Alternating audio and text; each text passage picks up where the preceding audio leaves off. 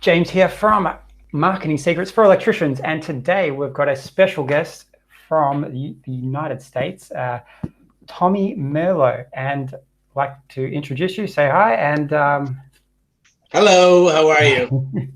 Sweet. So you're in the service industry, so very related to the electrical business and the electrical area that I'm got a background from, and you've been in this game for how many years now?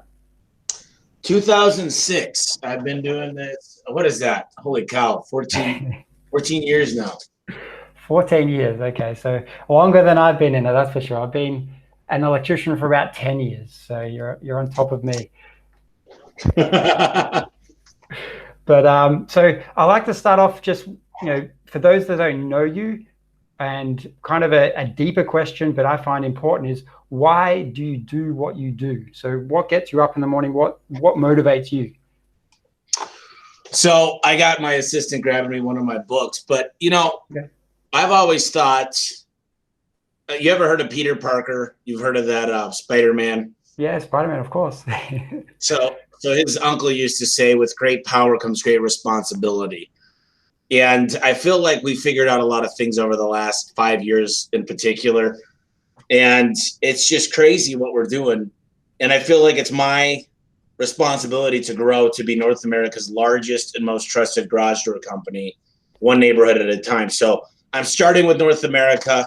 I'll probably come up to England and in all of Europe and Australia. So we're just really, really good at what we do. And I like to do what I want, when I want, with whoever the hell I want to do it with. Those are the three things. And I figured out how to do it. And I figured it out with a great team, great organization, great leadership, great culture. And we're going to take a deep dive into that today. So I'm looking forward to it. Awesome. So your road plan is to basically take over the world in garage doors. Do you have curious to get to Australia? Like, is there a timeline you have set where you're like, I'm going to enter Australia's market? I don't know. So I'll tell you what, I want to be in all 50 states and most areas of Canada within the next 5 years. Okay. So people say, how do you get your timeline? How'd you get there? Mm-hmm. The best way to do it is to take a piece of paper, just a blank piece of paper. And what I want you to do is write down your goal and really decide where you're going to expand to if you plan on expanding. So there's two ways to expand. You could go into new markets or you could go into new categories. I prefer being a specialist. See, a lot of electricians, they go into HVAC, plumbing, HVAC and plumbing as well. I decided only residential garage door repair and installation. I'm not going to do a bunch of new construction. I'm not going to do commercial. I'm not spreading out my AR. I like to focus. I like to be a specialist. So you write down where you want to go and you figure out how many employees you need in each market and really understand your organizational chart. And you want to understand a depth chart. Most people understand what an org chart is, but a depth chart teaches us, what if this person doesn't show up? What if this person, so it teaches other people how to do the same job, like a CFO, a CEO, a COO. Everybody should be cross-trained to where if they're on vacation, the company still runs. And the good news is with A1 Garage Door Service, if I'm out of town and my general manager, my COO is out of town and my CFO is out of town, we still don't skip a beat. We're more in charge of the vision, the growth, the culture. We've got people to run more of the operational side. And to tell you really what's going on is the technology runs most of our operations these days. We use a company called Service Titan, which is it's a CRM, it's a customer relationship management system. But we're running so much technology right now that a lot of the stuff, like the reviews that are generated, come from a different software. We've got all these softwares that we use. Power BI, we use QuickBooks, we use Paylocity, we use this thing called HireView, we use another one called Greenhouse for recruiting. And technology is the main deal. But anyway, you started with the question of how am I going to expand? Well, I know exactly what needs to happen when I go into a new market. I know exactly what I need to do to Google. I know exactly what I need to do to my mailers. I know exactly how many people I need to hire. So you've got the core concept of like, I need this stuff to go into that area. Basically, you've got the basics sussed out. Well, yeah, then there needs to be, is it systematized? So who's accountable for each and everything? So we've got a process management system. We use Zoho and a couple other things like Basecamp or any one of these, but there's certain deadlines. I need to get licensed. Right now I'm about to take my Oregon contractor's license. So I'm responsible for about 4 things. He's responsible for 10 things. There's probably 80 emails that go out when we go into a new market. And everybody's got responsibilities and deadlines. And I'm notified when they're not done by a certain time. It sounds crazy. So also accountability there. So if it doesn't happen, they have to answer to you, or whoever's the responsible person has to answer to somebody. Yeah, and I don't wait till the absolute deadline. There's a deadline that has enough time to get it done if they can't. If something happened, stuff happens. We're human beings, so stuff happens, and it's not always the stick. Most of the time, I like the carrot better, give them some type of reward for getting stuff done. But we're a team and we're in it together, and that's what it's about. Okay, so with that for electricians, so you're saying don't do everything. Basically, pick your niche in the electrical field. Would that?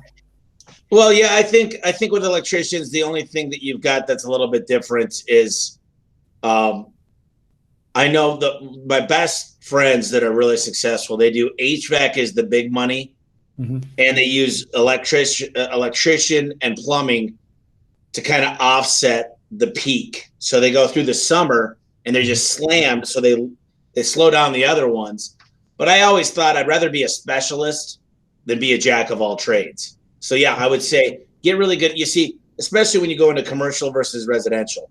Commercial is different accounts receivable. There's different tools, different loads you're working on. There's all kinds of different requirements, different truck you need to drive around. It's just, I say pick one, be the best you could be. And if you're ready and you're killing it and you're amazing at residential or commercial, then you can start a whole new division, but it's not managed or ran by the same people. It's giving enough time, effort, and energy to be ran by someone that's completely different, that's got a whole different set of key performance indicators. Okay. So that's like, it's a way to so for an electrician, say they've been in the game a year and they're like, hey, I actually made this mistake. I was in it for a few years and I want to expand, but I didn't have the systems in place. So I was making lots of money. I expanded and then went boom. I lost money. I was like, I got more money coming in, but I'm making less money. Yeah. Well, that's an important thing. You talk about revenue, and the old saying that I always talk about on my podcast is revenue is for vanity and profit is for sanity. Yeah. So you want to stay profitable, and that should come first. You need to have at least 3 months of all your bills put in the bank for a rainy day. We just had COVID-19 hit. And a lot of people, there's going to be a lot of winners and losers out of this. I'm 100%. Setting records like I've never set before. I mean, we played it exactly right. We did a whole case study on my own company to see how we dealt with it. And we've probably only got 15 people. Then I've got a bunch of people that are trading here. But normally this base has 70 people here. We're down to about a fifth of that. So definitely focus and systematize the business. I'm going to talk a lot about systems, standard operating procedures, key performance indicators, KPIs. This is the stuff that's it'll build your company and it'll pull you out of it. You know the E-Myth. It's work on the business instead of in the business. I've interviewed Michael Gerber. He's a really smart guy, but he's right. How do you take yourself? All of us start out, we're great technicians. We need to become less. I'd rather find a guy to run my business that never fixed a garage door.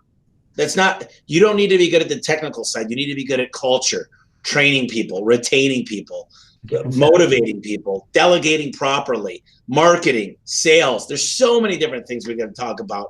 And just because you know how to fix an electrical box doesn't mean you're qualified to own a business. Mm-hmm. And in my book, I write about this, The Home Service Millionaire.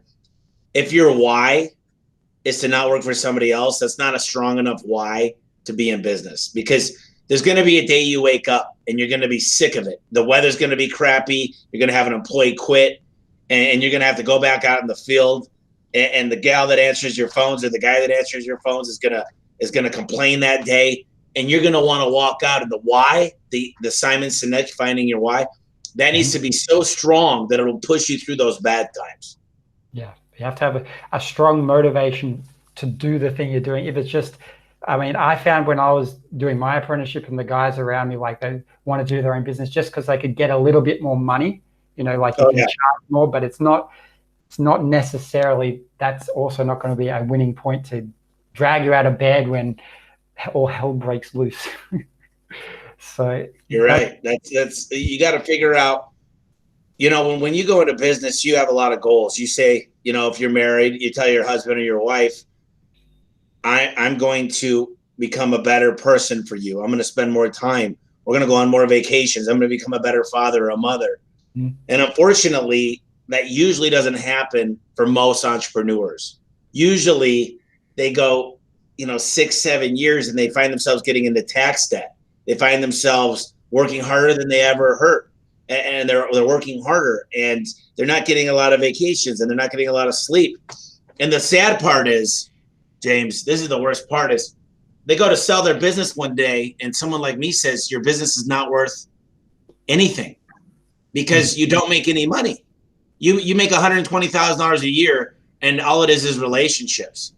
That money it's going to cost me that to replace you. You don't have anything. This is not worth anything. And that's your retirement. So that's when you feel bad. You go, wait a minute. I worked so hard. You don't know how hard I've worked. And I'm like, no, I do know how hard you worked. But that doesn't mean, that's like saying you took your old car and you buffed it out real nice and you cleaned it real good. Now it's worth $1 million. No, your old piece of shit car is not worth anything to me. no, that's I suppose, when you went into this, just slightly, did you like go into it with an end game? Like, I'm going to go in, I'm going to make XYZ and sell, because I've heard that as a concept. Was that something on your mind when you went into it? There's only 3 ways. Here's a long answer to that. There's 3 ways. Mm-hmm. You sell your company, you pass it on to your kids or someone in your family, or you die. Usually in the home service business, the real way to make money is to take a business, create a lot of value, sell it, and do something even bigger, because your big paydays when you sell it. And what happens is they take your profit. It's called EBITDA. It's earnings before interest, tax, depreciation, and appreciation. EBITDA is what the multiple is going to be on most home service businesses. Usually, if it's under 10 million, about 3 to 5 times. So let's say you do a $5 million business, you're bringing in 500,000, and that includes after you pay yourself. So 500,000, you get 4 times. You got a $2 million paycheck coming. The problem is most business owners aren't just going to say, hey, here's $2 million. They're going to want to make sure it runs without you. So you're going to have to pass it on correctly. So me personally, I didn't know enough when I got started in 2006. I was 23. I didn't know to think about the end in mind. Now I'm going to get to $1 billion. So my plan is within the next 5 years, I took a number. I take $1 billion. And then I said my average technician does 500,000. So I need 2,000 technicians. So then I took 12 months times that by 5, which is 60 months. And I said, I'm going to get better at this later in the process. So where do I need to go this month? And then how do I progress to this? So it's all about hiring technicians. Those are the people that are going to run the calls. The byproduct of the technicians are I need phone calls for them. So what kind of marketing could get me the phone calls I need? And then I figured out ratios. For every 7 technicians, I need 1 CSR to answer the phone calls. For every 15 technicians, I need a dispatcher. Right now, I have 2 full-time recruiters and 4 full-time trainers. I've got this whole thing, but I had to start with the end in mind. So to get to $1 billion, what do I need to do? So if I get to $1 billion at 20% EBITDA, this is fun for me. Just follow my math. Sure. And I know I go 1,000,000 miles an hour. So sorry for everybody that is annoyed. Rewind and slow you down a bit. So just rewind it. So you got $1 billion times 20%. That's 200 million. Now my multiple at that's going to be about 12 times. So what's 12 times 200 million? It's 2.4 billion. And then they're going to want me to buy back in. See, this is how it's going to work. They want me to buy back in at least 40%. So I'm going to take 40% of 2.4 billion, which is it's 960 million. I'm going to put that money back in. And then what I'm going to do is run the company for a few more years. And then I don't know what the hell I'm going to do, because at that point, I'm probably going to be doing stuff like this all the time. I enjoy teaching other people. And that's one of the pieces of advice I'd give is go find somebody that's better than you and get them to be your mentor. And I've got a lot of mentors. I've got a lot of great people that have helped me along the way that I call them on a daily basis, and they're still helping me. Yeah, I think that's also an important point. You want to be twofold. You want to be teaching somebody like below you, but also learning from somebody above you. It's like, give and take. So, nice. It is. And when you teach somebody, have you ever trained anybody at the gym? You ever gone to the gym? And it's like all of a sudden you're better at working out. You know how to do it. You're like, no, you got to exhale. And you're like, where did I just come up with that? But you tend to start seeing things with more clarity when you're training somebody. Mm-hmm. And when you're learning, you're also picking up little cues that you might not unless you're teaching at the same time. So that's a good point. Yeah, 100%. And like that's read that in numerous books and numerous different people who have kind of pointed that out. And it's fun. Like it's, you get to grow in both processes. Yeah. And that's what I like to be about as well, trying to share and grow. And that's partly a reason why I'm doing the podcast, to help other electricians who are going through the similar thing that I went through when trying to, start out and grow and run into all these headaches and nightmares that you just, mentioned it earlier. So, but okay. So you would sell your business for basically a lot of money, a couple billion, and you would get that invested back in, so you would still own part of it. And then when they say 2-3 year rollover period is over, would you, sell out completely, or you just have back off and own a percentage of the company, kind of like just, stock or shares kind of thing? So here's what happens is private equity comes in and they're going to evaluate your business. They're going to it's called diligence. They're going to do their diligence. They're going to do quality of earnings. They're going to look at a lot of things. I've already made it through 2 recessions, so that's a plus. I'm documenting everything. They want to know you have a plan. We do personality profiling. They want to know that I'm a well-rounded team. I'm over in this quadrant over here. If your whole team is in the exact same spot, it's not a very dynamic team. So ultimately, my plan would be to buy back in, and then what their goal is to do is pour fire on it. They're going to go, we're going to invest another $1 billion into this thing. We're going to take all the earnings. We're going to take you into 4 other industries, take your process, and quadruple it. So then we get another opportunity. There'd be another company that would buy, and it'd be a strategic partner most likely. And they'd say, if we buy you, then they'd probably give me another opportunity to buy back in. At that point, it just depends on, I don't have any kids. I don't have a wife yet. So if I've got 4 kids and a wife that wants to travel around the world, I don't know how good of an owner I could be for them or a CEO, but I think I could do it. I just would have to let them know that you're going to get 20 hours to 30 hours a week, but it's going to be quality hours. I can't imagine my life like that, because I get on the phone all the time. I'm always in meetings. I try to get here at a good time. I try to leave a little bit later because I enjoy working. I don't look at it as work. There's a great song. It's hey, I'm on vacation. If you don't like your life, then you should go and change it. It's called Vacation, and it's a really good song because I love what I do. And that's key. There's a stat, like most Americans, I think 70% don't like their jobs. They hate it. So 84% of people will leave their jobs in the next year, or at least consider leaving their jobs. 84%. Most statistics change all the time, but I think that makes sense to me.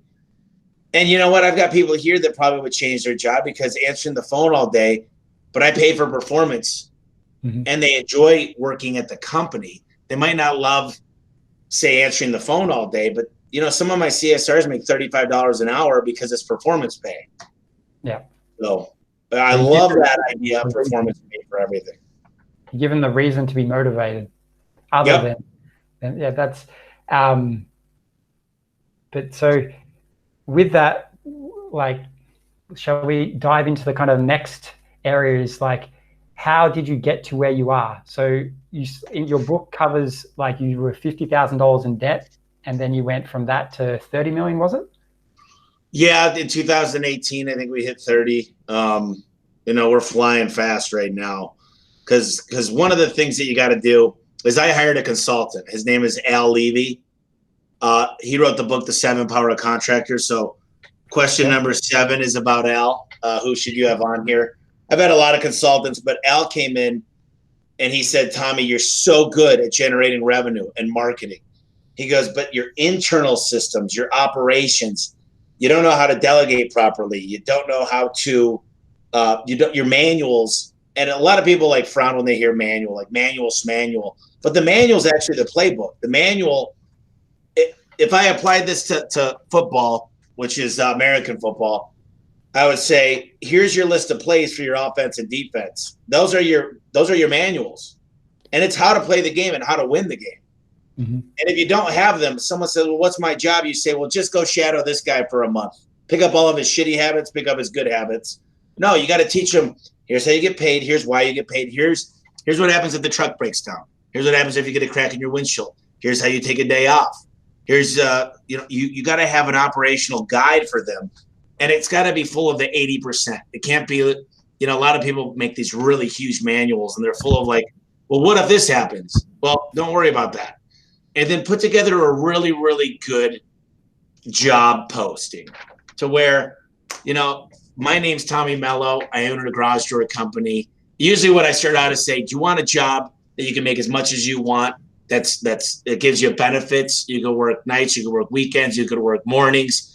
You could be your own boss. And I talk about the culture and going to baseball games, going to football games, and going to soccer games, and what we do for fun, and how you could earn your potential and earn your goals. And this could be the last place you ever work. By the way, we do garage doors. Come apply today.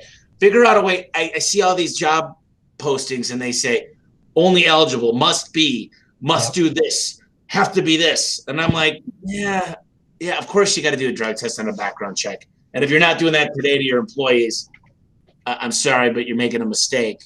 I don't care about marijuana because people are licensed here in this state to smoke, and I'm in about 12 other states. But don't go to my customers' houses, my clients' houses, if you're on any type of mind-altering substances. Mm-hmm. For sure, it's not professional. Yeah, like you do it if you want to do it in your own time, not in your time. Yeah, exactly. And that's fine with me. I just can't have them showing up to my workers. But I've learned from Al. To just get everything in a manual, processes, standard operating procedures, organization.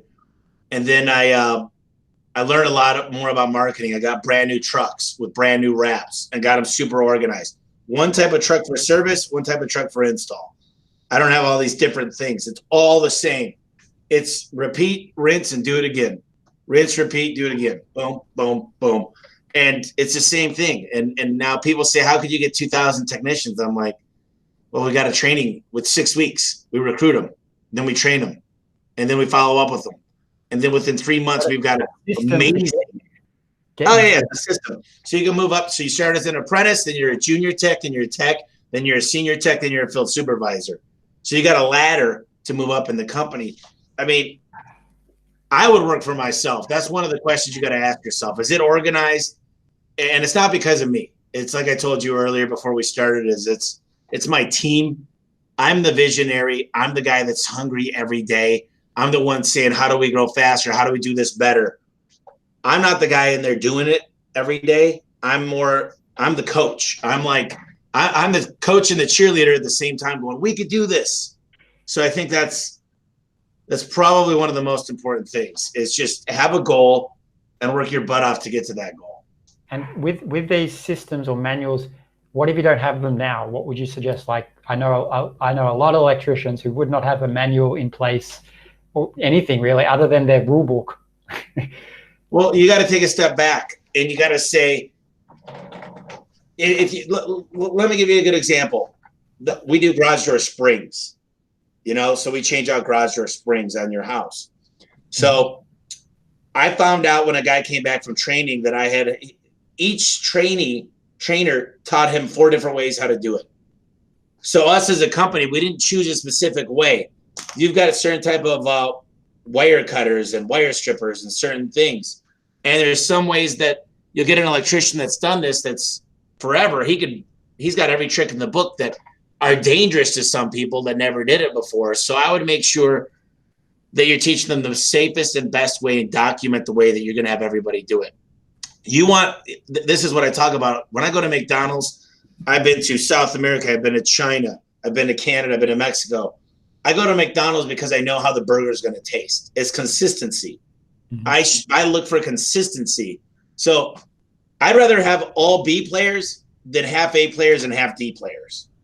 Yep. Because you want a consistency. You want to know what to expect. Of course, you're going to have some A and B players, but it's your job to organize your company in a way to inspect what you expect. And I think that's what I learned is as I wrote the book, I realized you got to inspect what you expect. You got to hold people accountable, mm-hmm. and you should let them win when they win.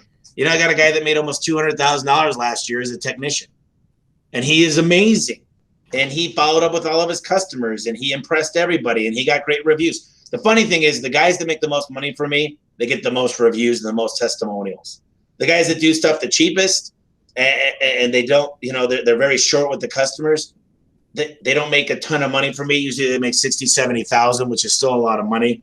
But they're like the kind of a minimum maximum. If you put in the minimal effort, the cheapest thing, and just quick and cheap versus like putting the time and effort to develop a relationship, especially with the customer, you can charge more for starters because you've got that relationship and you don't have to, find the next customer. You've got one there who's going to hire you for that, or even share it with your friend if he's getting good reviews and all that. That's awesome, and sweet money for the blokes doing that, and that you give them the opportunity. Like, I don't think I've worked for a lot of electrical companies, and there's never been one that's like, hey, you can earn as much as you want. It's like a strict hourly rate, essentially. Well, what's interesting about that is I go on these Facebook groups, and the first thing they do is say I could run 7 service calls a day because I'm that good, and all these guys. And I say, the first hour is just building a relationship. You want to build a relationship with trust. I always tell the story. I'm like, I went to my mom's house. She moved into a brand new house about 1.5 years ago. And the first thing I did is look at the garage door parts. And I went to my shop the next day and took back all these parts. I rebuilt the whole brand new garage door, put another opener. And I said, Mom, you're not going to have any problems now for 30 years. I said, I don't feel comfortable. There's a brand new strut. I put an operator bracket, high cycle rollers, high cycle springs, and a better opener. And my point is, I believe in everything I do. Mm-hmm. And I'm going to take the time with the customer to make them feel like this is what I would do for my family. This is what I would do if this was my mom or dad's house or my grandma's house. I want to fix it right because I own this store now. If there's any problems, I want you to call me. Unless, a hurricane or an earthquake or something, this store is going to last. Just don't let your 16-year-old daughter bump into it. But we have fun. We laugh with the customers. I play with their dogs. I get to know them. I'm genuinely interested in them. And when you find that, you build trust, you build rapport. You could ask for referrals and references. You could get testimonials. You could post those online. I'm really good at social proof. I don't just get a 5-star on Yelp and Google. I ask for one on Facebook. I get a testimonial. I'll take a before and after. I have them go on Nextdoor. I have everything you can think of that counts in your area. Why not have them do all of it? Yeah. So because you build trust. Your marketing, like part of your marketing is in the referral or the like getting the customer to say, hey, you're good. So they're like confirming like, you're giving good quality, and they're like, yes, you are a good serviceman, electrician, whatever the thing is, but they're confirming, and you're getting the social proof from not one person, but multiple people in multiple areas. That's definitely going to help, get that trust before you even meet the next customer. Yeah. We'll ask them, you guys have any, like a neighborhood blog, or do you have a homeowners association, or is there any type of memberships that you belong to that we could get involved in? And you ask for contacts, but you do it in a way that's not rude. You do it in a jokingly way and say, I wish I could do this for all your neighbors. They're probably going to be having the same problems you're having. And you smile, and then you ask. Most technicians fail to ask the customer. It's like they're afraid. Mm-hmm. And they're the first ones to give a discount and be cheap and be the cheapest on the block. People want it done. Here's what they want. They want 3 things. Your clients want to do it on your timeline. They want you to come out when they want you out there. They want it done right with a really good warranty, and they want it done cheap. Pick 2 out of the 3, and here's what you get, because you're never going to get all 3. So I chose a long time ago, I'm not going to be the cheapest. I'm going to be the best. Yeah. And I'm going to do it 24/7. I'll come out on a Sunday at midnight if you need me to. Yeah, for sure. But you charge accordingly. Like, and that's it also, if you're making more money, like it's kind of less stress if a crisis happens because you can save, put away and have reserves. So, oh, no job, I'm basically bankrupt like the next day. Here's what you do. Take a crazy price, like the maximum you want to charge. Mm-hmm. Just say, man, this is a high price. And then add 20% to that. And that's what you should be charging. Okay. You need to drive nice trucks. You need to have a good CRM. You need to be able to afford marketing. You need to be able to afford insurance for your employees and give them paid time off and do nice things and take them to restaurants and be able to take them bowling. And when you could do nice things for people, you'll find you don't have to spend as much on recruiting. Word of mouth travels faster, and the money you charge is actually a bargain for the service you deliver. So you try and over deliver like the service, whatever, like irrelevant of the price, you over deliver essentially. Yeah? Price is relative. Have you ever gone to a really, really nice dinner? Spent $300. I mean, with a little bottle of wine, $300. Well, I could get the same meal at McDonald's to feed two people for around $12. Yeah. But people still go for the experience. They want to know that the person coming into their home is safe, that they can trust them around their family, that they've got a personality, that this company's gonna be there if this goes wrong again. And a lot of times when I used to walk out of garages, they say, "What else do you do?" And I would just smile at, this is all we do right now. But if you need a referral, I've got a lot of friends in different industries. But it was a pleasure to meet you. And then I clean everything up in front of them. I put a sticker to where they know where it is. And I smile. I say, "Is there anything else I could help you with? Can I move anything around in here for you?" And they go, "Oh my gosh." When I call them on my way there, I say, "Hey, Tommy Mello here with A1 Garage Door Service. I'm stopping by 7-Eleven or the gas station to get something to drink. I'm going to grab a Gatorade. Can I get you anything on the way?" And they go, "That's cool." No, people say yes. Someone do that. That's awesome. But it builds rapport. They don't expect to hear that from anybody. Mm-hmm. And then on that though, if you're charging more money, you can also have time to do that because you don't have to run from job to job to job to job as quickly as possible. You can do these little extra things which mean all the difference and show you care to your customers. Yeah. So, I've got a guide that a guy gave me from Australia, and he's in Sydney, and he basically showed me with the time you got to go to get the van and the drive time and the time you spend on the phone with the dispatchers, then holidays and everything else, you got to charge $300 to $500 an hour in labor to be profitable. I'm sorry, but that's not fake. You got to pay for insurance. You got to pay for your office. You got to pay for the owner's got to make money. Even if you only want to make 60 grand a year. The problem is nobody thinks about this stuff. They go, "Well, I'm not going to have an office. I'm not going to drive a nice car. I don't need a CRM." You know what I hear about ServiceTitan all the time? I've got 4 windows open. I got the screen over here. Is I hear that it's too expensive for most people. And I'm like, that's a bunch of crap. I'm like, it's less than 1% of my revenue, the whole thing that runs the company. So I just hate the people. A lot of people say, "Oh, we can't charge those prices. How do you sleep at night?" You know how I sleep? In a brand new mattress. It's a Tempur-Pedic. It's beautiful. I got brand new pillows. I sleep like a baby. And the clients know I'm not the cheapest. But they still pay because they want you. They want your service. You've set that expectation, and you can charge accordingly. Which, in some of the Facebook groups, there's like electricians having a joke about downlights and like, "Oh, this, the next cheapest downlight person, it's like $30 when other industries are charging or other people are charging 180. So there's a huge price gap between the prices, and it's just a running joke. But if you want the service, you pay higher money. And again, but then I guess also you're not after every customer. Have you got a customer in mind who is your customer? Yeah, well, you do what's called regression testing, and you take your database and you start looking at, is it male or female? How old are they? What's their average credit score? What kind of home do they live in? Is there anything specific? I can find out how much equity they have in their house. I can find out if they could get pre-approval for financing. At the end of the day, you got to figure out who your avatar, your perfect customer is. I can tell you this: who's the most expensive electric company in your area? Just what's the name of it? Just give me a random name.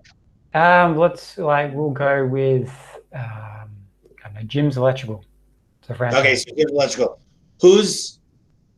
They're the most expensive. Who's the biggest? Mostly always the Mhm. two are the same. Yeah, I would actually agree to that. I don't know if they're the biggest. I haven't, looked up that, but I would argue they're everywhere. Like you see their vans and you see They're one of so the largest and they're the most expensive because they got to pay for that billboard. They got to pay. But you know what else they pay for? Driver's training. You know what else they pay for? They pay to give drug tests. They pay to give further education and to have somebody that appreciates where they work so they're happier. I buy my guys flower. I say, you guys buy your wife's flowers and bring me the receipt. I do this once or twice a year. And people are like, why would you do that? Who cares? What? Because if they buy a happy wife is a happy life. And totally. that means they're going to be much better to my clients. And they go, some of them get in trouble. They go, my wife's wondering why I bought her flowers. Like, what did I do bad? But we have a joke about it. But these guys feel so good when they do that. Mhm. And I say, it's the best $20 I've ever spent on them. Yeah. Because, man, the wife just says, wow, this is pretty cool. So, No, just from talking to you, it's like you're passionate about your customers, but not only your customers, your employees or the people that work for you. You're like, what can I do to help them, serve them type of mentality. well, here's one trick I've learned too is it's called whiff 'em. What's in it for me? If you Mhm. can think about what's in it for that other person, I flip that. I say, what's in it for them? If you could give a reason for them to want to follow you. Alexander Great said he's not worried at all by a group of lions led by a sheep. He's worried about a group of sheep led by a lion. And I know that's a tough analogy to equate to this, but if you really care about your people and you're hungry and they see you and you're pumped and you're always motivating them. And if you're not, you don't need to be on the stage like I do. You find somebody else. If you're a CFO that wants to own a business and you're just more into the books, you're on the back end of the business instead of the front end, then just find somebody with the tenacity and the pump to do that. And You I'm not need saying you can be that. this way, You but need that. you can have a lot of passion and still be shy and be quiet. I'm Mhm. just not. But I guess everyone leads in their own way. Is some are Yeah. louder than others, and that's cool. So, next question: what is your goal? I suppose we're going to a long term goal. What about a shorter term, and what gets you fired up about it, type of thing? So my goal is to get to 60 technicians recruited a month. That's my goal this year. Okay. So marketing is recruiting. A lot of people tell me this. They hire when they absolutely freaking need somebody. They hire only when they need somebody, and now they're desperate. They're looking for the first good thing that walks in. Hey, the guy's got a nice smile. He's hired. And it's like you forget about the process in which you go to do your hiring. So I say always be recruiting. People say always be closing. I say always be recruiting. And what I'm looking for is 500 applicants per day for just my technician role. That's my plan. And out of that, 500 times, let's just say 20, because that's not going to happen on every single day. I just give away weekends. So that's what, 10,000. So out of 10,000, I want to choose 60. And I've got a lot of ways to filter that out because 500 a day times 20. So I'm doing predictive index. I'm doing this cognitive learning capability test. I'm doing 3 interviews, but I'm creating a system to where they come and apply. It opens up something like a Zoom meeting, and they have a quick interview to answer 5 questions. So I can go through there, my recruiters, and say, okay, this guy sounds great. He answered the questions well. Or hold on, this guy's got 18 rings in his face, and he's not going to look good to my customers. And I'm not profiling, but there's certain things you got to go up and down a ladder. You can't be 800 pounds. I'm sorry, it's just not going to work. I tend to hire younger because it's tough. It's a tough work. I mean, you get 45, 50 years old. I'm 37. I don't like to be. It's 110 degrees here in Phoenix, Arizona. So that's the big thing I'm looking for is 60 really qualified technicians. Then I fly them to Phoenix. They finish about a 1-month apprentice. I fly them into Phoenix. We've got apartments. I have their trucks. I have their shirts. They're pressed. I have their iPad. Everything's sitting for them. I have their favorite beer in the fridge if they like beer. We're going to do something fun the first day. There's a fun activity every single week. They get to know the management. We go putt golf. We take them to It's just, and we have the time of our lives. And at 60 people a month, that's 720 people a year. That's just technicians. So it gets me to my goal. Remember 2000, and it's way less than that now, but it gets me there in under 3 years. So that's how I came up with that number, and that's what we're working towards. Cool, but you got a bigger goal. You got the kind of the yearly goal that works you towards that, and you Right. sound on top of it. Yeah, you've got it all kind of stitched out, and you can. I guess there's a lot of people I've found don't measure. You know, they have a goal like I want to make $1 billion, whatever, but they're not. They've got nothing in place to get there. They've got no. They have no way. They have a lot of dreams and a lot of wants. Mm-hmm. See, I don't even know what I would do with the money. See, everybody knows what they're going to do with the money. They got all these houses picked out and these boats. See, I don't even know. I've just figured out I get to this number, life's got to be pretty good. And you know what? That's what's nice. I'm still always going to be frugal. I think I could do a lot to help human beings, mankind in general. I think I really look up to Elon Musk and Richard Branson, you know, people that really give back to humanity. And I want to become one day a philanthropist that does really, really great things. And like I said, if I could do it, why wouldn't I do it? Yeah, for sure. And that's also it's bigger than the money. You know, there's got to be something bigger in it than money. Money comes and goes, but you can only buy so much, and then you're bored. You know, there's got to be a bigger vision, a bigger purpose to the why you're doing the thing that we're all doing. No, that's cool. So, what issues did you run into when you're running like your or now, or I know when you went from startup to where you are now? What's some issues or some major issues kind of that you ran into? There's so many. The one thing I tell people is I've made a lot of mistakes. I jump in head first. Most people would take a long time to get as many mistakes as I've had because they're a little bit more cautious. I would say old trucks were a mistake. I bought way too many old trucks. If you need to buy your first 10 trucks are used, then do it and get them wrapped to make them look good. But don't go down this thing to buy all used because it's a good write-off. It actually pays for itself in the taxes for me. Number two, it's a great advertising. Number three, there's something to be said about culture, about guys not having trucks that are breaking down or having issues or their air conditioning goes out or whatever happens. So that's a big one. I say the biggest thing by far is ultimate focus. It's understanding and how to pick the next big thing to work on. So there's a good book by Michael Michalowicz called Fix This Next. He's got a lot of good books, but as you can see in the back here, I'm a big reader. But I became readers are leaders, read a lot, do a lot of podcasts, get involved with going to see somebody, get out of your element. If you really want to be successful, fly away from your hometown and go follow somebody for 3 days and find out what they do. Ask a lot of questions. But ultimately, it's focus. And a lot of people start making money and they start investing in real estate and going on vacations and buying that second home and let the money work for you and focus. Remember what gave you this money. Don't all of a sudden say, oh, I finally made money in this business. Now let me go invest it in another business. It doesn't make sense. You've built all these great structures in your business. You finally started to make money. First thing you're going to do is go divest in the thing that made you money. No. You're not going to be a real estate investor. If you want to buy your own building, that's fine for your business, but don't do the mistakes I made. I used to buy different houses and flip them, and I made money. That's the sad thing is I made money, so it becomes more. It's easier to do it when you make money, but man, if I would have put all that time, energy, and focus. So there's 2 books. Okay. The One Thing by Gary Keller and Essentialism. Those 2 books really changed my course of just focus. And I think that's the biggest mistake. I mean, there was a time I walked into my work. There was 3 people outside smoking. The phones were ringing off the hook. My manager, I found out, was dating one of my CSRs. This was 5, 6, this was at the old building. So probably 8 years ago. But I mean, that's the day I said, man, I got to get control of this mess. It's too much of a mess. You could have 100 good people. One bad system will ruin 100 great people. Remember that. One bad system could ruin 100 great people.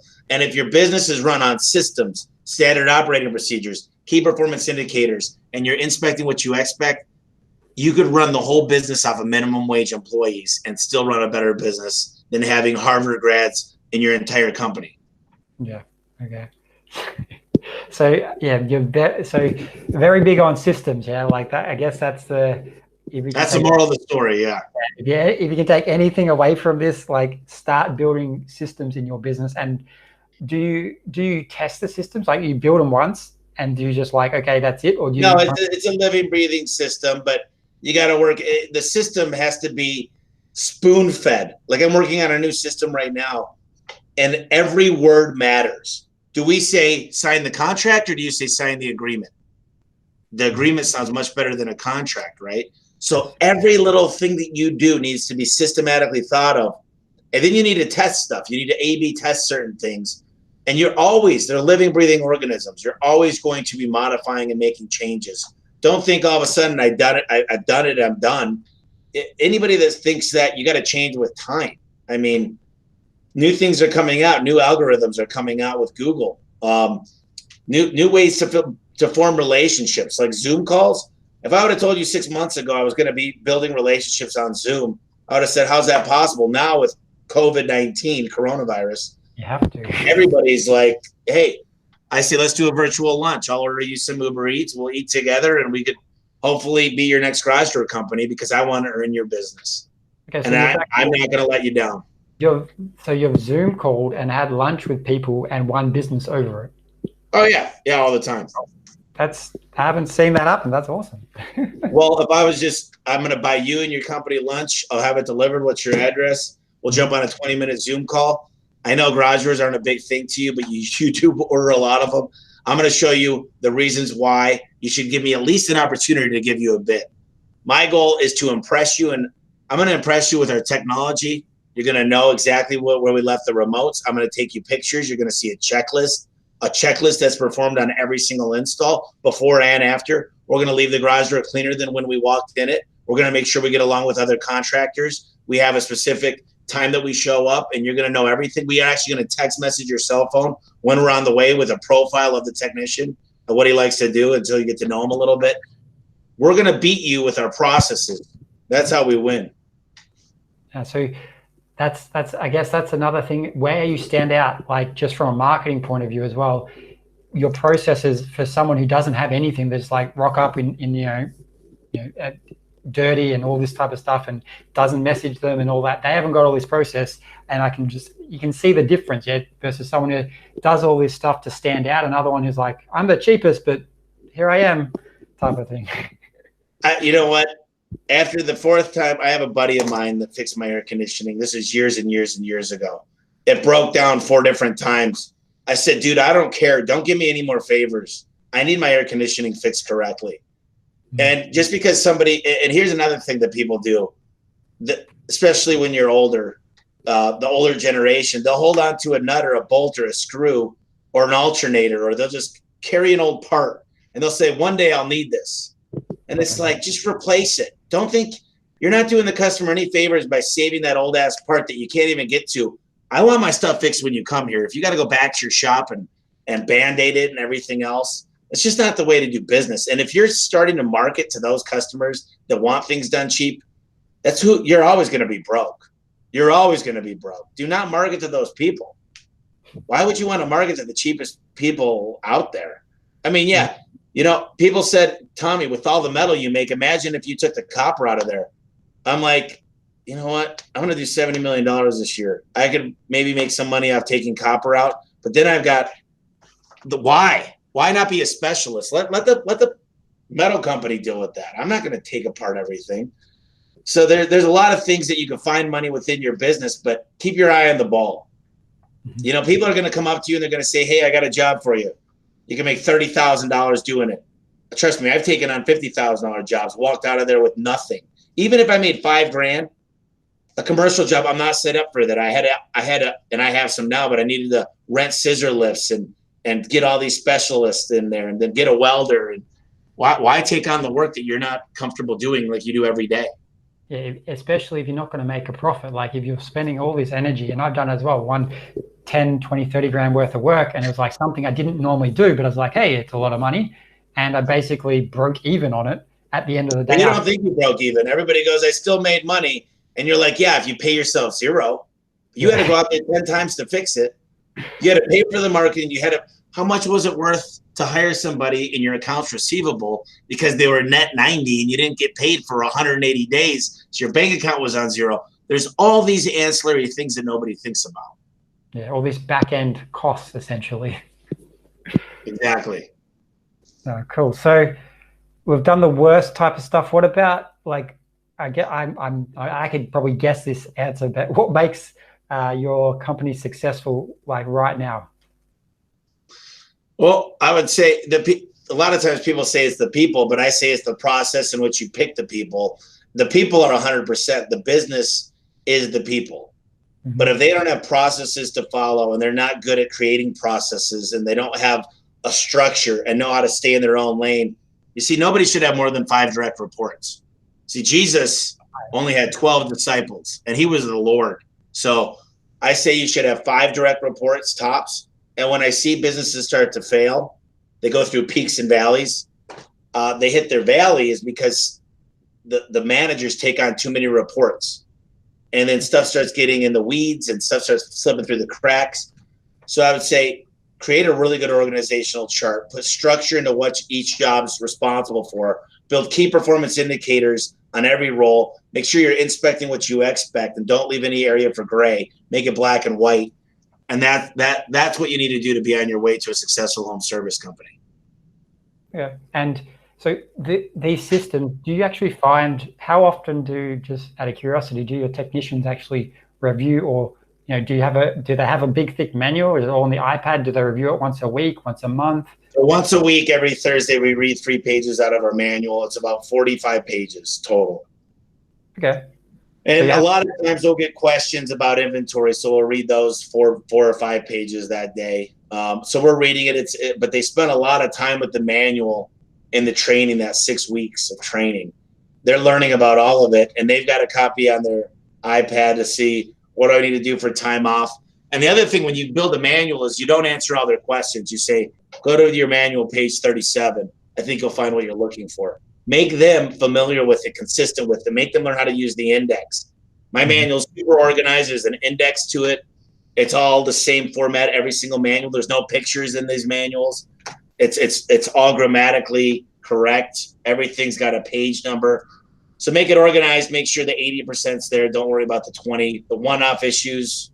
It's kind of like the guy that says, what about the time the guy didn't die because he didn't have a seatbelt on? I'm like, that's once in a lifetime. It's very rare that happens. So, but do you allow them? So you still want them to think for themselves, but follow the guide, like the rule book. Yeah, like you still create. Yeah. But I learned them to say, I'm like, don't say it differently than me. You don't even have to make it your own. Make it exactly like this. This is a beautiful home. Let me ask you this: how long have you lived here? Tell me exactly what's going on with your garage door. When was the last time you had somebody take a peek at it? Those are the 3 questions we asked. Okay. So if I got one of your technicians out, they would ask those 3 questions. Those are the questions. The only time that's different is when we're on a door quote. One of the things I ask is, if everything sounds right, you're happy with what I have to say, I'm sure you've done some research on our company, when are you looking to make a decision? I want to know, because if they say, look, Tommy, if you say what we need to hear, I'm going to make a decision today. I better be walking out of there with a closed sale. You know what I mean? So there's some questions we ask every single time, but we also have a field supervisor now that's doing virtual checkups to make sure everything's done properly, making sure that customer's happy. So virtual checkup. So he'll actually not go there, but he'll get on. No, but he'll take a look at the checklist. We've got a 28-point safety inspection, and he'll look at everything on there, and he'll look at a live video to make sure you're doing everything properly. Because technicians are lazy. They might not replace a broken. It's called a 2x6. It's a spring. It's your spring pad, and it might have a crack in it. We don't want to leave it there. That's a liability. So we're going to look at every single thing, especially the stuff that the technicians are lazy about. And we're going to make sure it's done properly. And I can vouch for that. I've had a guy who, we installed all these lights, or outside lights in the house, and then an hour later, the customer called up and was like, "Hey, the lights are wonky." They're like, and we didn't check up on him. And basically I then have to go out there and fix the lights. But if you had a system in place like that, it's like automatic, it gets fixed. Oh, that's wonky. Your supervisor could come and get the guy out before the customer even notices what's going on. You find it, not the customer, because that's bad. Well, and the supervisor could be a better opportunity to help you make the sale of any additional upsells. They could also help you get reviews from that customer. They could also tell that supervisor if they're not comfortable with the technician that's there, if you're able to get them alone. There's a lot of opportunities when you get that second voice on that fixes most problems in the company. And I guess they're not always going to speak to they talk differently to the person who's higher up type of thing. So they'll speak differently. Oh, when I get on the phone and they're like, I'm talking to the owner, they're like, oh my gosh, you're the owner? And I'm like, yeah, and I want your door to be safe. Safety is a big word for me. I want your door to be safe, and I want to make sure that you don't have this issue again. So here's what a lot of times guys call me up and they say the customer doesn't want to spend $500. When they get off the phone with me, they're spending $1,000. And it's because I just tell them straight up, this is exactly, you want your door to be safe, don't you? Yeah. Let's go ahead and make this safe today. Let's go ahead and get this fixed right. Yes, totally. Electricity, big on safety. That's like a whole area. Yeah, if you do something wrong, that can burn down your house. So it's definitely it's huge.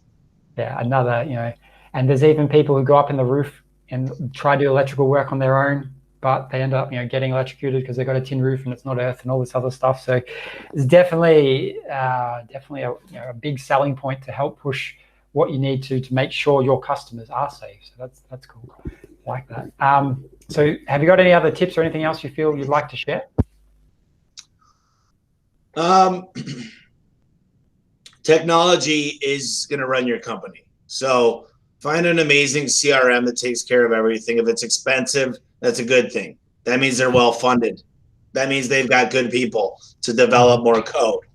Make sure that it's online in the cloud, that you don't have to host it yourself. I used to host my CRM 10 years ago. Some of them still make you do that.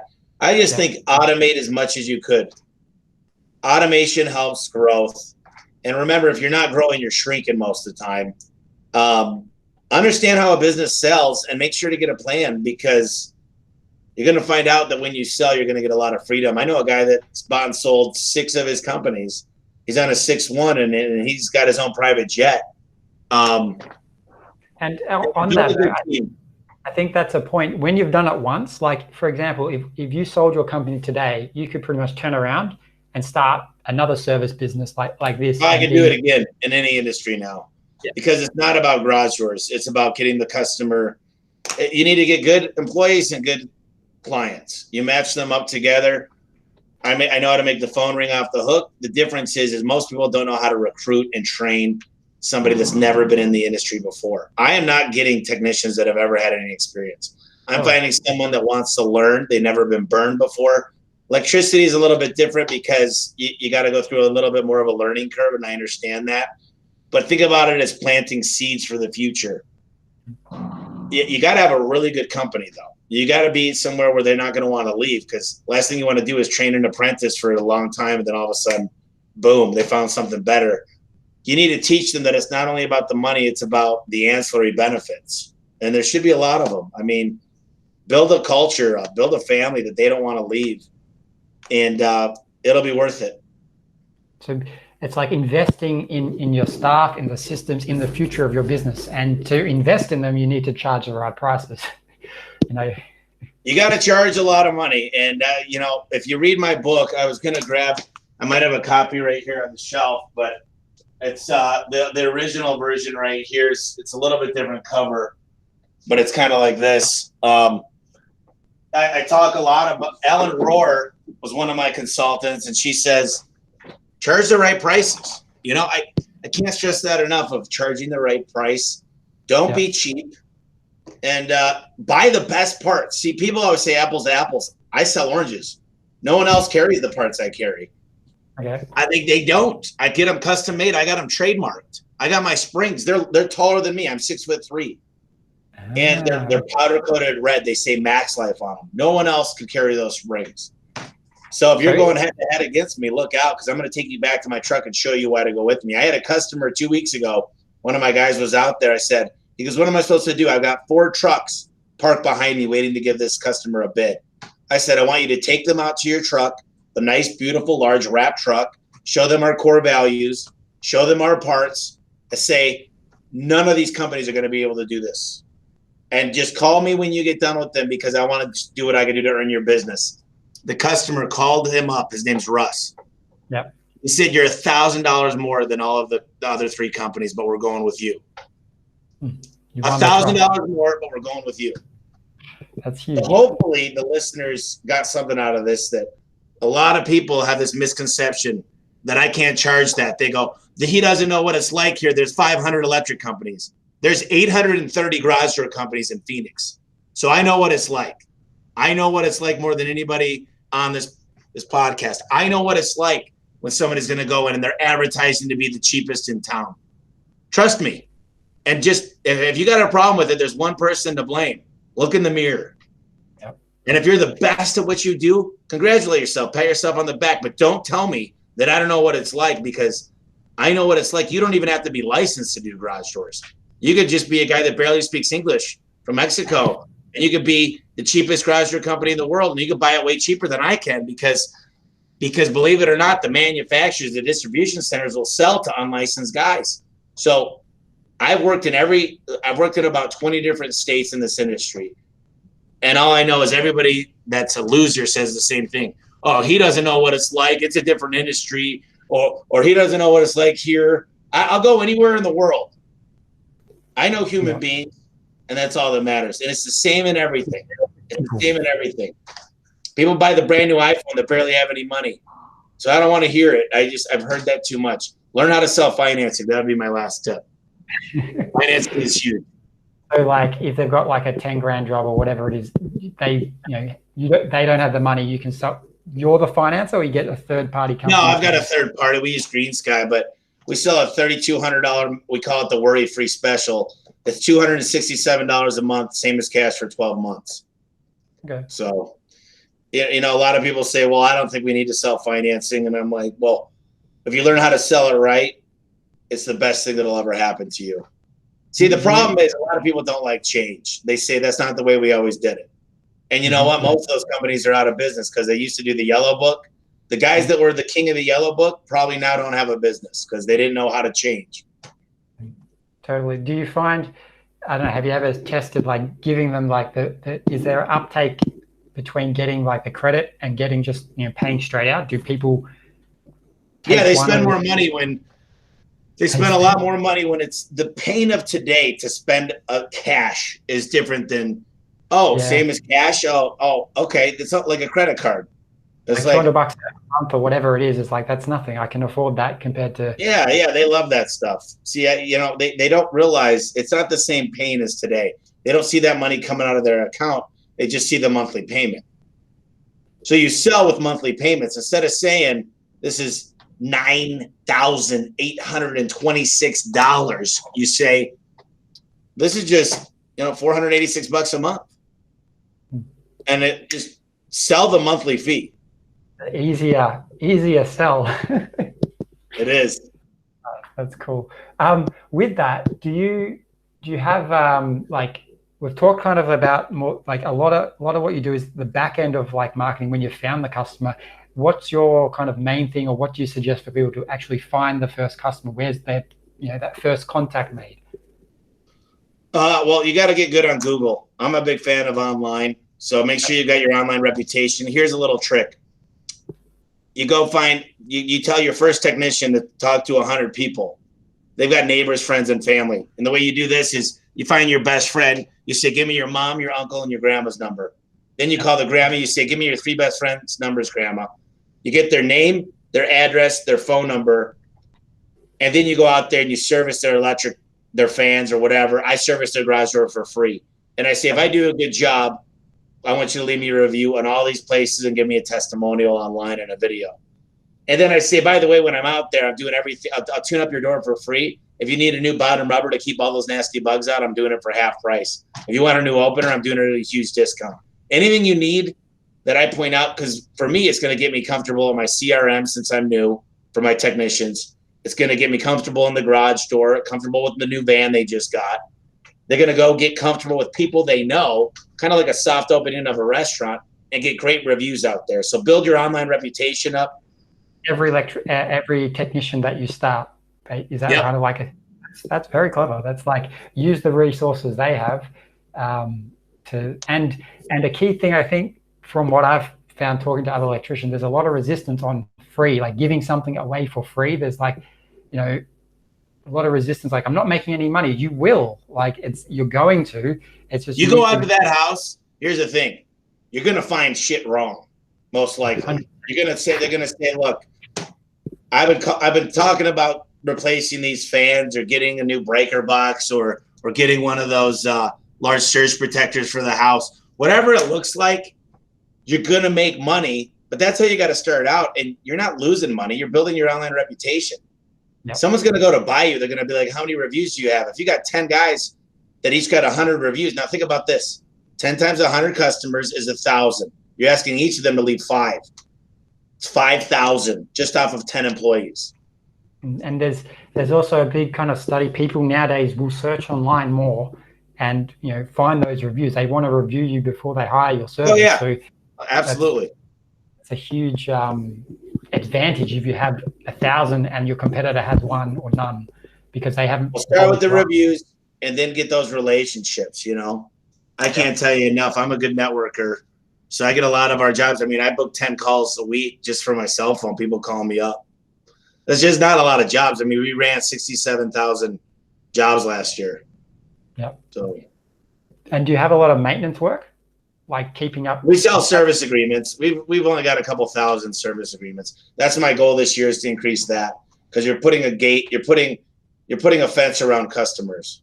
Yeah, exactly. You're getting yearly revenue or whatever it is, but also you're staying in contact with them, and that's like a huge. You don't not just doing the job and running away, which I find like a lot of cheaper guys do. They just do that and run away to the next one. But yeah. I love that. So we kind of said this before, but who would you recommend to be featured on the podcast next? Al Levy. Al Levy used to be involved in more of this kind of stuff anyway. So he's definitely a guy you want, and I'll give you guys an introduction. But if you want to read my book first, The Home Service Millionaire, it's on Audible. And then Al Levy did a great job on the 7-Power Contractor. His is on Audible as well. If you like the book itself, you could get it on homeservicemillionaire.com/free, and all you got to do is pay for shipping. Cool. I'm in Spain at the moment, so I can't get shit. They've actually locked down our borders, which is a pain. But the audio. You could get the Audible, but Spain's awesome. And then you could get me on Home Service, the Home Service Expert podcast. I'm up to like 120 some odd episodes. I have a lot of fun on that. Yeah, cool. Same thing you do with this. Yeah, it's fun to interact, meet people, build relationships, and especially now when you can't meet people as so much, it's good to still make those connections and build relationships, which is the core foundation of any business essentially. So it is. If you're not I think people miss now's an opportunity if you take advantage of it. Yeah, like most people oh, I've got no work or whatever, and they go bankrupt or whatever. But if you take the time, you've got savings, so you're not going to go bust in the first week, but you can take the time to explore and build relationships. Go on, do online. I love the what you talked about with the online Zoom lunches. That's cool. That's something new. I've done that with friends, but I haven't actually thought of doing that with a business partner, or business customer. Yeah. So yeah, thanks for coming on the show, though. It's been great fun. Lots of good advice. I hope everyone listening has been able to gather some insight as to how it relates, what you're doing relates to electrical, because it's it's a different trade, but the same thing, the same concept. We're helping service the industry, which is everyone has a house, everyone needs electricity, garage doors, these type of things. Like, it's not going to go away. There's plenty of work available. People have still got money. You just got to find it. So with that, I'll end this one, and we'll talk soon. Let me just. Thank you very much. Appreciate you letting me on.